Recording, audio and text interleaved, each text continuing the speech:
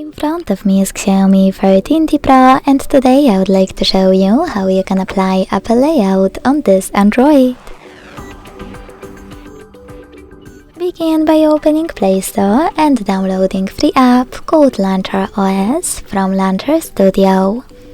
When it's ready, launch it. Then hit Get Started. Select I agree to terms and conditions and choose Continue twice. Then you need to tap on while using the app in the first pop-up and allow in all the other ones.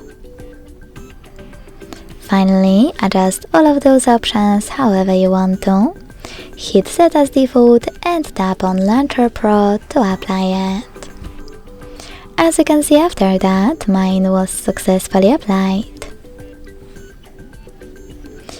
If you want to go back to your default launcher, just access the same app, click on Set as Default and tap on System Launcher. Thanks so much for watching. If you enjoyed this video, leave a like, comment and subscribe. Bye!